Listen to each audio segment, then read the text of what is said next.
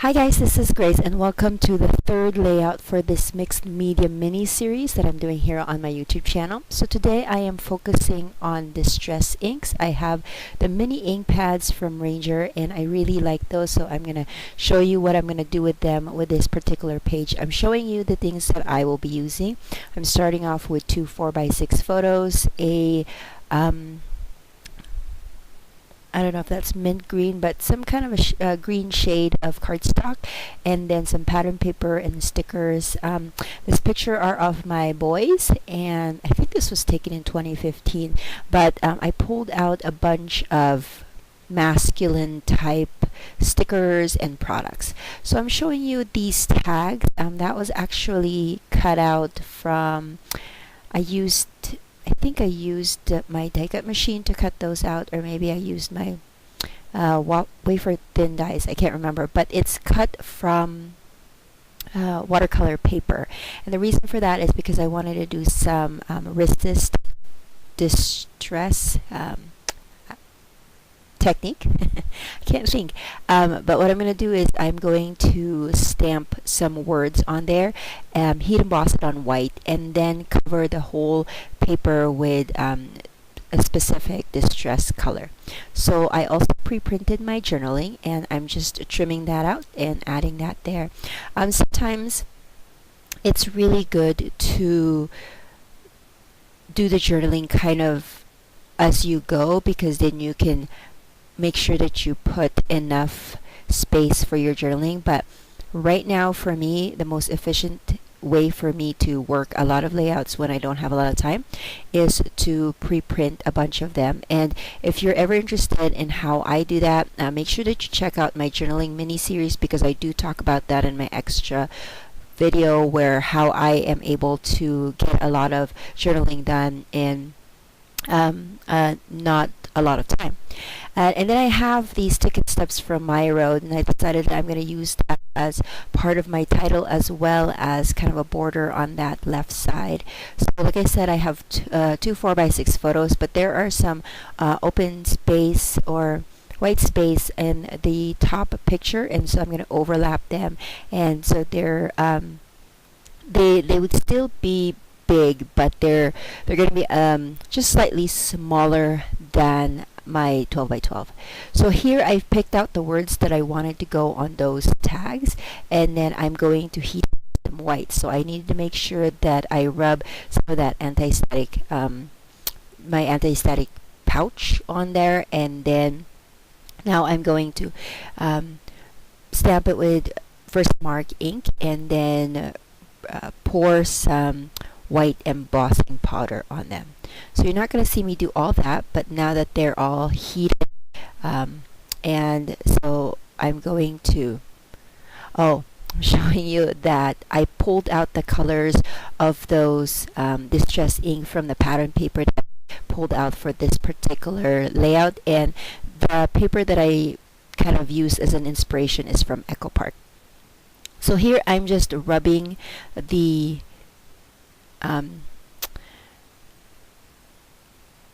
ink to the tag, and it's really helpful if you are going to, if you have some kind of paper or something that you can put on top of the tag, so that your fingers won't get into it.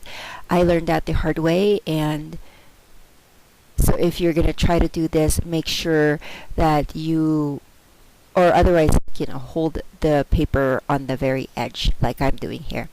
And then because I wanted the white to still stand out a little bit more, I'm just grabbing some baby wipes and just kind of wiping the top of the heat embossed words. So now that I'm done with that, another fun part of distress inks is that you can spray some water on there, and then it will resist it, and so it will have water splatters, and I really like the artsy look of that. So that's what I did here. Some of course of those kind of I sprayed it a little bit too close and too much, but that's okay. You could always rub more distress inks on there.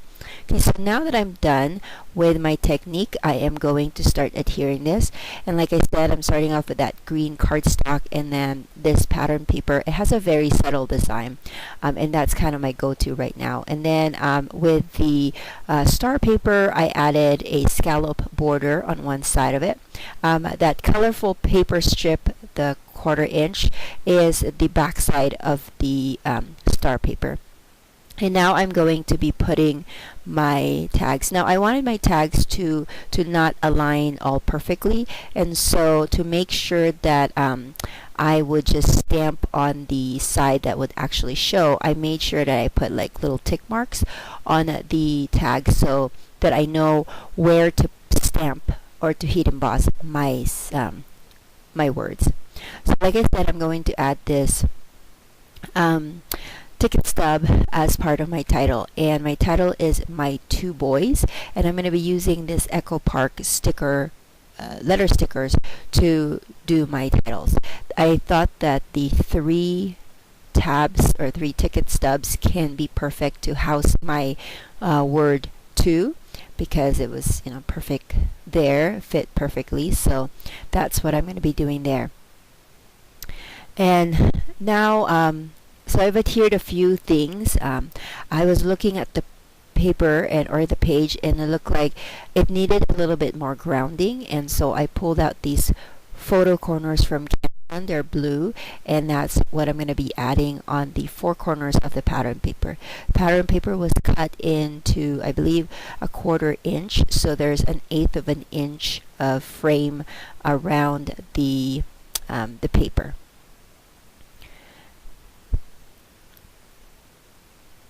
So I'm just deciding on how I'm going to do this, and I'm finally committing to working on my title here.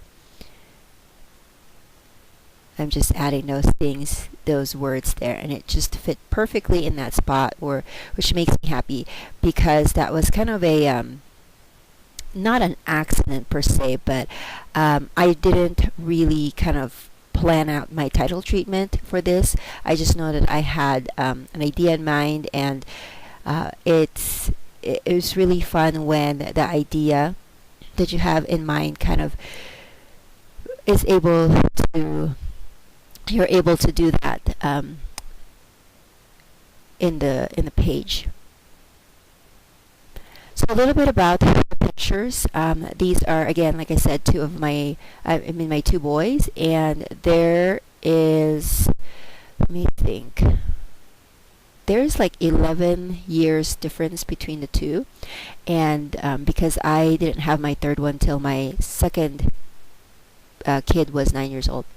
Anyways, but still, I think that their relationship is really fun to watch and observe, and this was one of those times where my youngest guy was still a baby, and which just so happens that they were just enjoying each other, and I pulled my big camera and took pictures of it. So of course the area wasn't, it's not it's a little bit busy in the background because it wasn't staged or anything, but I still like how it all turned out. And so I'm just adding a little bit of trim here. You don't have to like just connect trims or use trims for like girly pages. You can still use them for masculine pages. Just make sure that you pick a trim or a color or a design that would fit better for boys and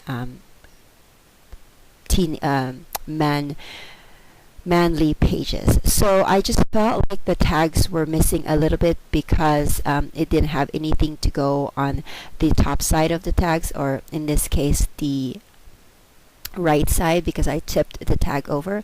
And so I pulled out just a bunch of different kinds of brads that I have, decorative brads, and I believe these ones are from a company called GCD Studios, which they no longer are in business, but I love the masculine different designs there. They had the car, and then the bow tie, and different other things. There was also one that I think I added that was a cat, which one really doesn't connect with my page, but it was the perfect size and I just wanted to use up all the bread, so I put it anyways.